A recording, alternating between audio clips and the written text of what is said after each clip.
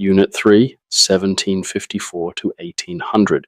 From colonies to country. This is the most heavily tested period on the APUSH exam. It's worth 10 to 17% of your score. Let's get into it. Here's the roadmap. We're covering the French and Indian War, taxation without representation, the road to revolution, the war itself, building a new government, from the Articles of Confederation to the Constitution, and the early republic under Washington and Adams. The College Board breaks this into 13 topics.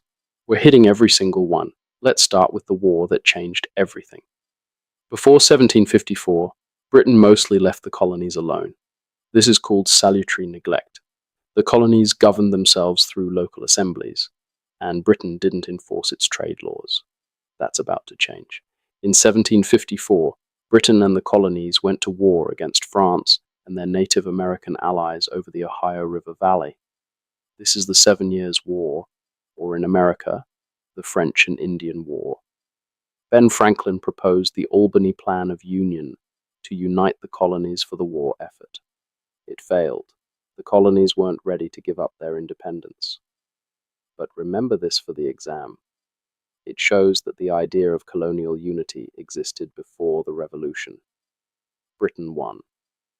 The Treaty of Paris in 1763 gave Britain nearly all of France's North American territory, but the war doubled Britain's national debt. Two things happened immediately. First, Pontiac's Rebellion, a Native American uprising against British expansion. In response, King George issued the Proclamation of 1763, banning colonial settlement west of the Appalachian Mountains. Colonists who had fought in the war, specifically to gain that land, were furious. Second, and this is the key cause and effect chain the AP exam loves, Britain ended salutary neglect. War creates debt. Debt leads to taxes. Taxes lead to resistance. Resistance leads to revolution. Britain needed money, so Parliament started taxing the colonies, and the colonists were not having it. The Sugar Act of 1764 taxed imported goods and actually enforced trade laws for the first time. Cases were tried in admiralty courts, no juries. Colonists saw this as a violation of their rights as Englishmen. The Stamp Act of 1765 was the first direct tax on colonists. Every piece of printed paper, newspapers, legal documents, playing cards, needed a tax stamp. This was huge. Colonists organized the Stamp Act Congress, the first time multiple colonies united to resist British policy. The Sons and Daughters of Liberty organized boycotts and intimidated tax collectors. Parliament repealed it, but passed the Declaratory Act, asserting they could tax the colonies whenever they wanted.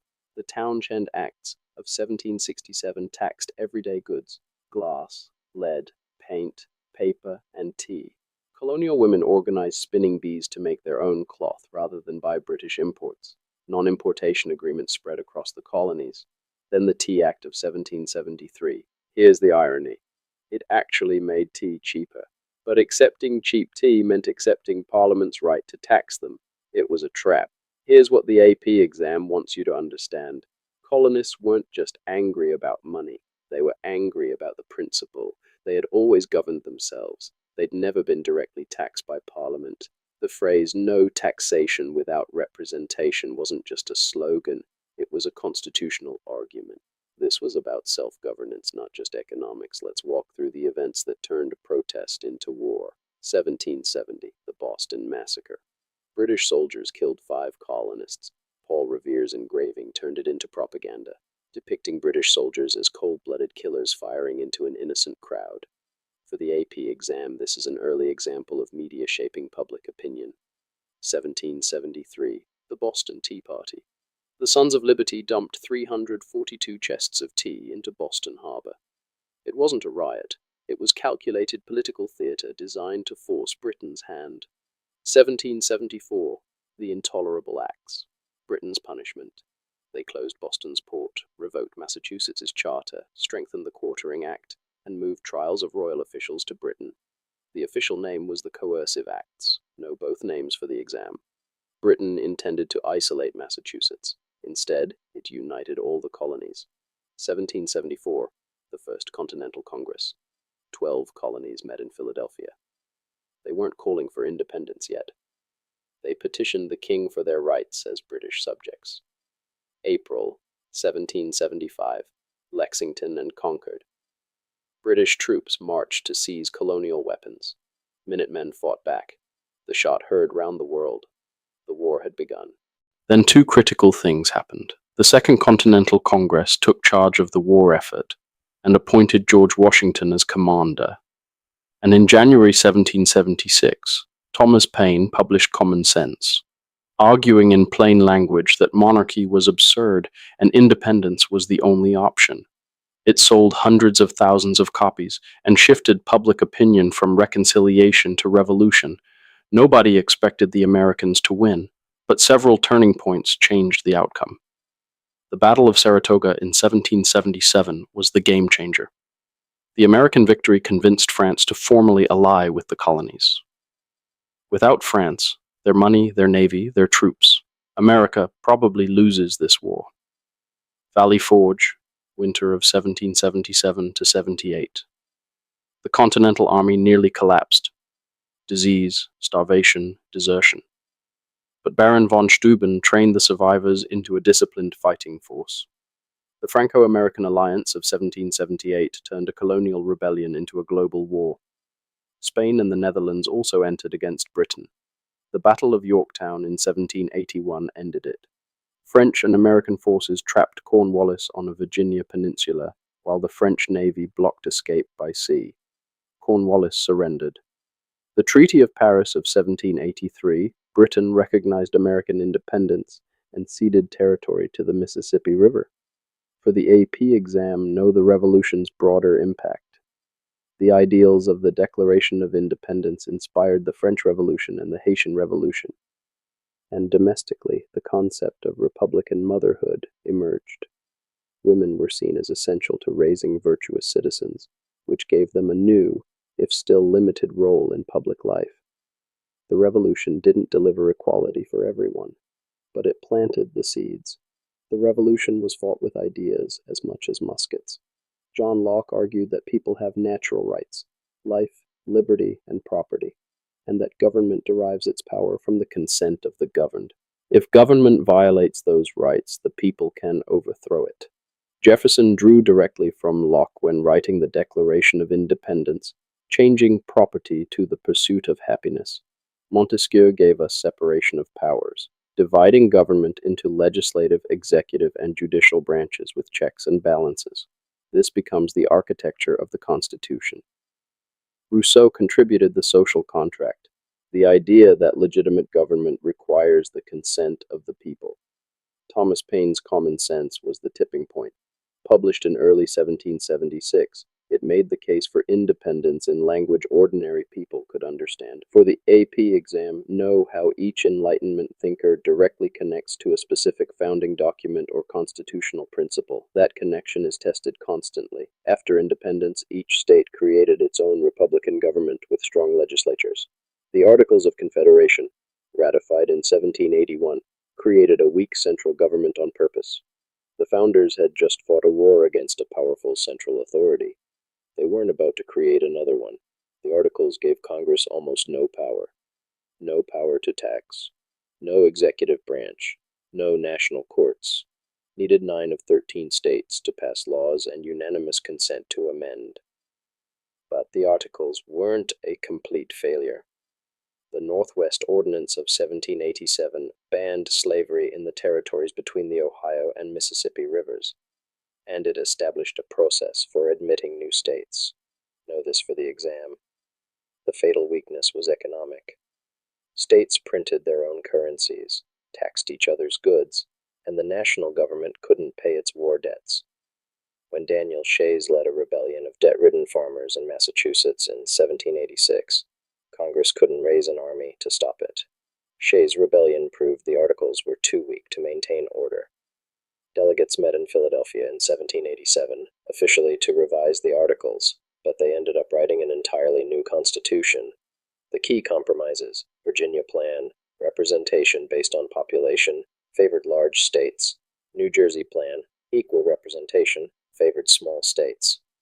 The Great Compromise split the difference, a Senate with equal representation and a House based on population. The 3/5 compromise counted enslaved people as 3/5 of a person for representation and taxation. The Electoral College was a compromise between popular election and congressional selection. The ratification debate split the country. Federalists, Hamilton, Madison, Jay, argued for a strong central government. They wrote the Federalist Papers to make their case. Federalist number 10 by Madison argued that a large republic could control factions better than small ones.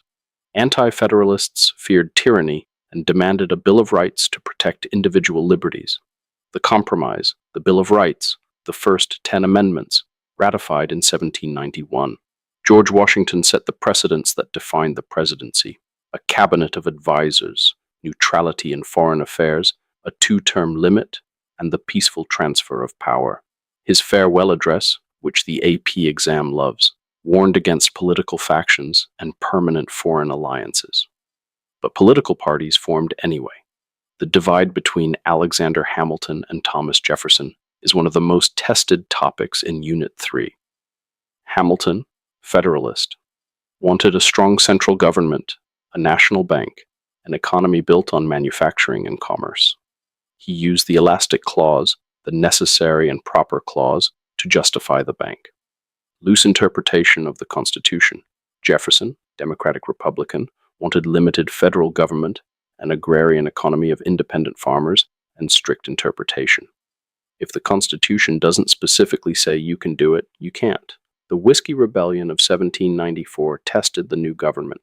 When Pennsylvania farmers attacked tax collectors over a whiskey tax, Washington personally led troops to crush the rebellion.